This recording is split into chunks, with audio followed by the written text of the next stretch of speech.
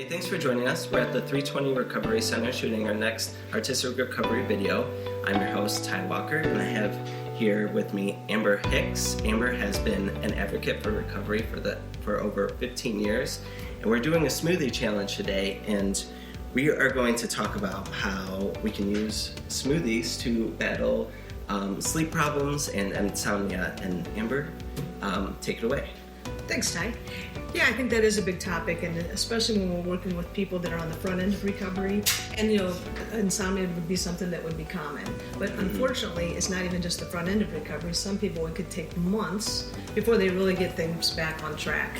So just to clarify, I'm not an expert, I'm not a nutritionist, I'm someone who just happens to be really passionate, and I like geeking out about nutrition and how that can heal the body. I just think that's the way it was supposed to be. So what we're going to do today is we're going to talk specifically about whipping up a smoothie that is purposeful to help us sleep. So as we're going through this series and focusing on the topic of insomnia, there's a few ingredients that we want to make sure that we bring to the table.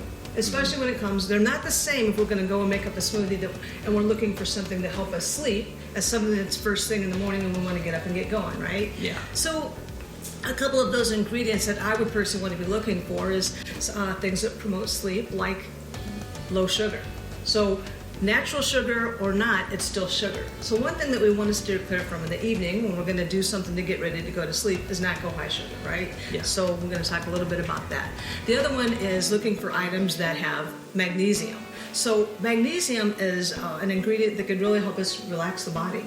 And obviously that's a good state to get into when you need to go to sleep. Another one would be potassium, and I would even say maybe lack of potassium. Sometimes that could really be at the state of creating a disorder within our body, especially in the days of hardcore abusing our bodies.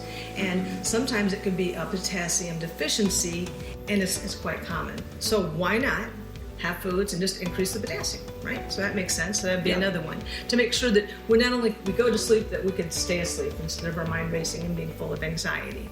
And the third is foods that actually produce melatonin and serotonin, because there's foods that actually produce that hormone. So today we're going to take a minute and just kind of run you through the ingredients before we get started.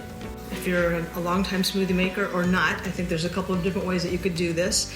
There's smoothie blenders that range anywhere from $700 to $60. We don't have to get all fancy. This is something we picked up at Target. This is one of the higher-end Ninja Bullets that runs anywhere from $30 to $60. But the one thing that we do want to point out is you want to start with your liquids first. Have you made smoothies, Tom? Are you a smoothie maker?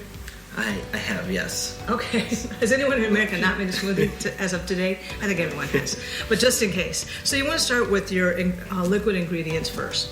So again, to kind of reiterate, we're looking for things that would help get us ready to get a good night's sleep. And so one thing that we could start with is almond milk. I don't necessarily love almond milk. Do you? Do you like almond milk? I do. I prefer but almond's my second choice. Well, okay. So you'd sit down and drink a glass of it. I would not.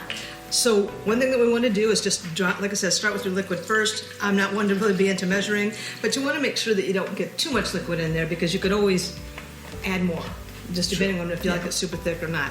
So one of them would be almond milk.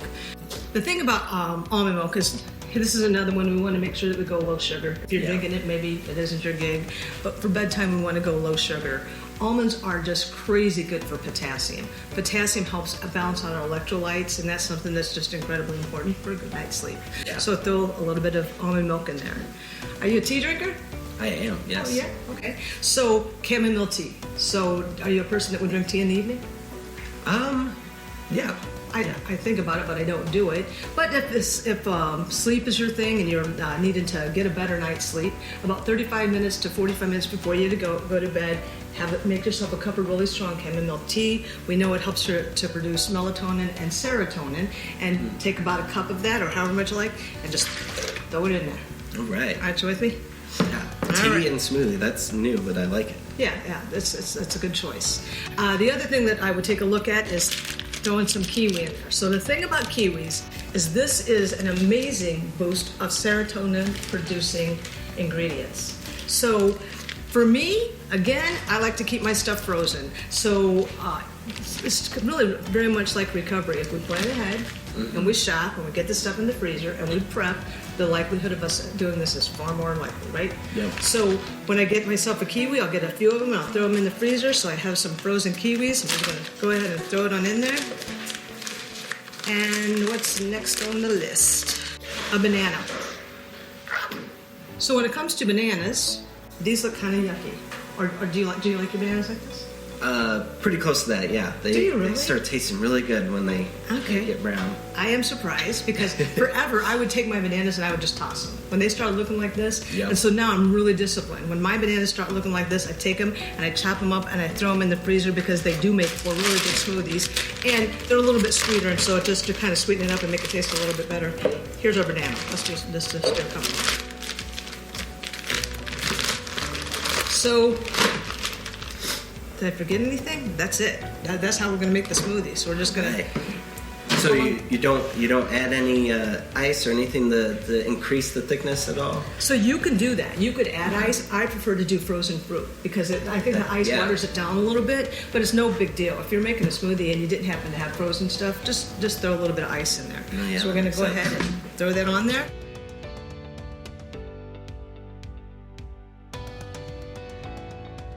Okay, I think that should do it. Another thing I want to mention is this is not the time to supersize. You'd probably be aware of that before you go to bed, you want to eat a little bit lighter. You don't want to be too terribly full. Yeah. And so no matter how good it tastes, I'm just going to go ahead and pour it in a couple little cups here. And I also think that we should start a new tradition, Ty. All right. And the tradition would be, when you think of cheers, what do you think of? Cheers! It's usually associated with alcohol. And so I don't think that alcohol should be able to steal that away from us. I think there is an expression, you're only as good as the last meal that you had. So cheers to your Cheers. the last meal you had.